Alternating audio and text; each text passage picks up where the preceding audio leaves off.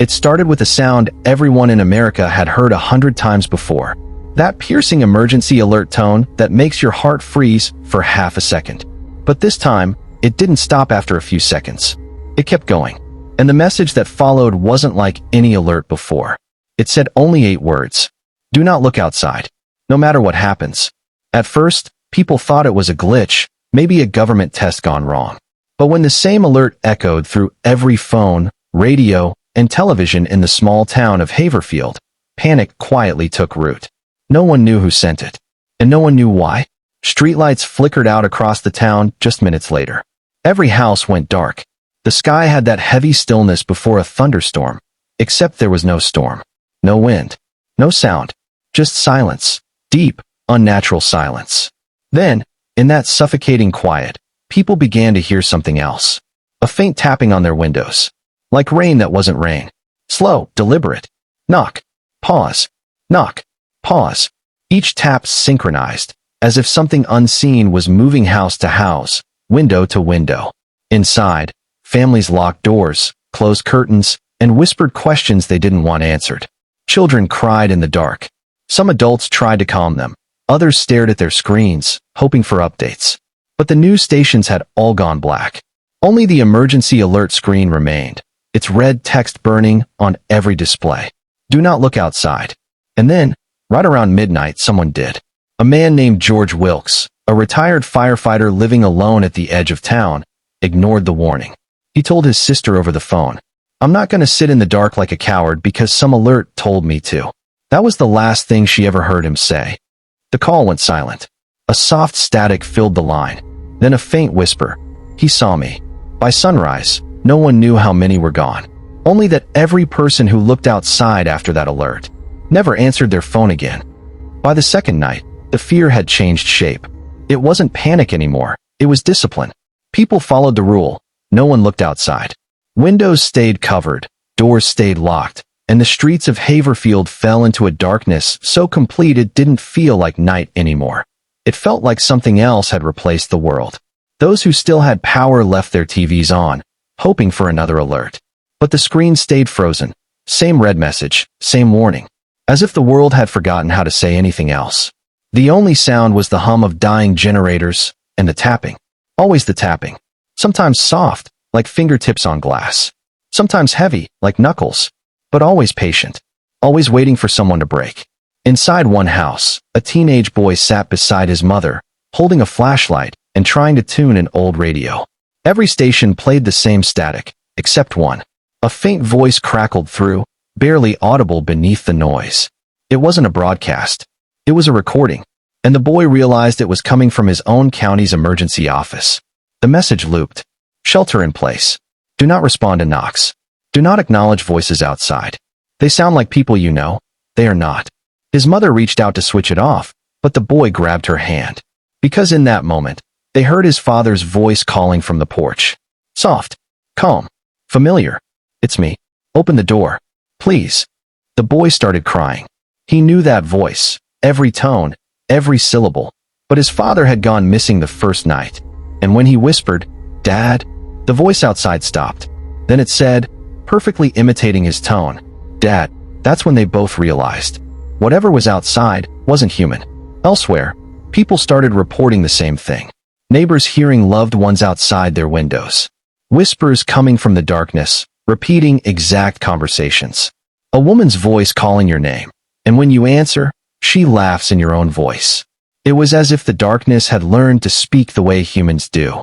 And it wanted to be let in. By dawn, the emergency alert updated. Just one new line beneath the original warning. They cannot enter unless you see them.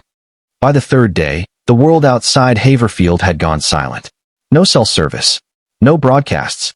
No planes in the sky. Even the wind seemed to have vanished. The few who survived inside their homes learned to live by new rules. Don't uncover the windows.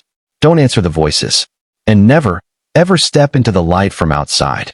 Because sometimes, late at night, that light would flicker through cracks in the curtains. A white, pulsing glow that moved like it was searching for something alive. When it touched walls, the paint peeled. When it touched mirrors, the glass rippled like water. And if it touched you, you stopped being you. Inside one house, a A woman named Claire kept a journal by candlelight. She had lost everyone, her husband, her daughter, even her dog. But she kept writing, documenting what she saw, like someone trying to hold on to reality. In her final entry, she wrote, "It's not the dark we should fear. It's what hides behind our reflection. I heard my own voice in the hallway tonight, but I didn't speak." Later that night, her neighbor found her house empty. No body, no signs of struggle, just her journal open on the table, and the mirror across from it still fogged, as if someone had just breathed against the glass. Meanwhile, a small group of survivors gathered in the basement of the town library. They had managed to power a single laptop through a generator and connect it to local CCTV feeds. What they saw didn't make sense. Every camera showed empty streets, but every few seconds, the footage flickered, and for just one frame, there were silhouettes standing right next to the camera. Dozens of them, unmoving, watching. The figures didn't have faces, only pale, blank shapes where faces should have been. And in the brief second they appeared, the video timestamp jumped backward by exactly 13 seconds. That's when they realized something horrifying. Whatever those things were, they weren't outside time. They were inside it. Repeating moments, rewinding themselves back into existence, until someone looked at them long enough to make them real. And across town, hundreds of phones lit up at once. Same alert tone, same message, but now, just one new word at the end. Too late. By the fourth night, the survivors in the Haverfield Library stopped trying to sleep. Every time they closed their eyes, they heard it.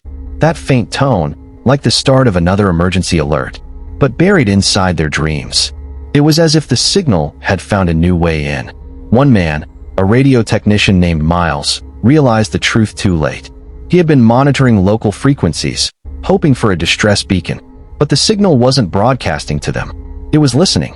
When he replayed the recordings, he noticed voices hidden underneath the static. Not random words, but his own. Everything he had said in the last 24 hours, played back in distorted whispers. He stared at the waveform on the screen as his recorded voice whispered, "They don't need doors. They need sound." Moments later, the laptop camera light flicked on by itself. And on the screen's reflection, Miles saw a shape standing directly behind him. He never screamed. Just static. The others found his body slumped over the table the next morning. No sign of blood. No wounds. Just his headphones still on. And the emergency alert looping from the laptop speakers. Remain indoors. Do not look outside. Do not answer. They shut off the generator after that. But the sound didn't stop. The alert tone was now faintly humming from inside the walls. Like the whole building had started to breathe. Outside, the world looked the same. Quiet, still, and wrong. Clouds didn't move anymore. Birds hung frozen in the air, motionless, like photographs of a sky that forgot how to change. The survivors tried covering their ears, whispering prayers. But one by one, they started hearing voices in the white noise. Their parents, their children, even themselves. Every whisper begged them to look outside. And one finally did. No one saw what happened after. But the last journal entry found in that basement said, "When you look at them, they stop pretending. And once you see their faces, they start wearing yours." By the fifth night, Haverfield was gone. No voices. No movement. Just stillness, like the town had been erased instead of destroyed. From the hills outside the county, an emergency response team arrived, sent from another state. They found the roads clear, cars still running, and houses locked from the inside. But no people. Not one. The radio logs, power grids, everything had stopped at the same exact minute. 3:17 a.m. The same time the alert tone had last echoed. Only one building still had power, the library. Inside, they found the laptop Miles had used. The screen was cracked, frozen on the emergency alert page. But this time, there was a live feed, a camera still streaming from somewhere deep inside the building.